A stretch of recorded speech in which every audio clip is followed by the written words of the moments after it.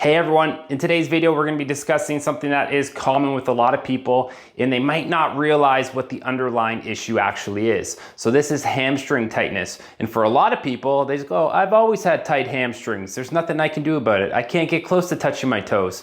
Well, today we're going to differentiate whether it's hamstring tightness or if it is actual sciatic nerve tightness, and we'll teach you how to identify that at home and some stuff you can do to help with that. So first off, the sciatic nerve, it runs from the low back where it connects from all the nerve roots, it goes down the hip and then down through the knee where it branches off into some other smaller branches. However, it's still basically a part of the sciatic nerve, it's one connection. The difference is with the hamstrings, there's 3 different hamstring muscles, but they bifurcate above the knee. So the sciatic nerve runs down the center, and these above the knee will actually branch off, or taper off, I should say. They don't really branch, and they connect to the lateral parts of the knee.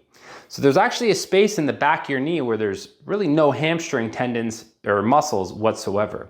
And oftentimes when people are stretching at home, or I'm doing some orthopedic tests on them when they come into the office, or when they first start here, we notice that there's a lot of this tension in the back of the leg. And it's really important to differentiate where that tension is coming from. If it's halfway down the leg or 2/3 the way down the leg, it typically is hamstring tension, hamstring tightness, because that's where the muscle belly lies in the hamstring.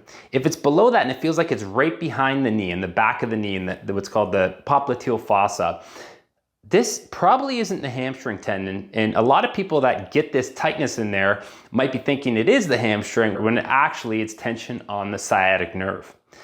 So the easiest way you can differentiate what this is, if you're doing your hamstring stretch or you get somebody else to do it, what I'd like you to do is bring your leg up when you're lying on your back, and when you feel the tension in your leg, whether that's at 90 degrees, 60 degrees, 40 degrees, you want the other person that's helping you out to lower it down about 5 degrees. And when that happens, the pain should typically disappear. And they're gonna take your foot and flex it back towards you. And this will really help determine what the underlying cause is. What we're doing in that scenario is when we drop the leg 5 degrees, we're taking the tension off the sciatic nerve. However, when we flex the foot back towards the individual, that is causing more pull on the sciatic nerve. And if that can recreate the hamstring pain or the pain behind the knee, then we know in fact it's not hamstring tightness, it's in fact the sciatic nerve. Why this is also important too is because the hamstrings don't have any effect on what is happening at the ankle. So ankle mobility or ankle changes or range of motion changes should not affect the length of the hamstring. So this is one easy way if you have a partner to help determine that. The other way you can do it if you're doing it on your own is you can sit on your bum, you can put your legs out in front of you, tuck one leg into your groin, just like you're doing like the hamstring stretch everyone was taught in elementary school. You can point your toes away from you, bend forward where you feel the tightness in the back of your leg. You can sit up just a fraction, about 5 degrees or so, take the pressure off there, and then I want you to grab a band around your ankle and you can pull the toes and top of the ball of the foot towards you. And if it recreates that pain, then we also know it's the sciatic nerve. So the question really is, should you be stretching your hamstrings, the tight hamstrings, if in fact it is actual nerve root tension that you're feeling behind the knee? And the answer is, it depends how you're stretching. So ideally, you shouldn't be doing any of the stretches that recreate that pain into the back of the leg. And typically those are the ones that we just showed you. Straight leg, bringing your toes towards you, you're feeling the discomfort behind the knee.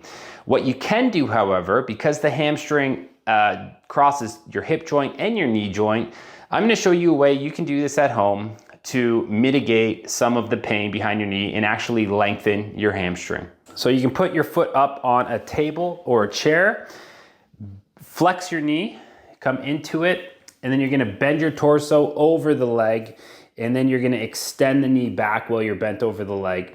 This will leave slack in the sciatic nerve by having flexed knee. However, you're gonna feel a lot of pull through the muscle belly of the hamstring, which is actually quite a bit higher than where you feel the nerve tension in the back of the knee. So I hope this video helped you determine whether or not it's hamstring tightness or sciatic nerve tightness behind your knee.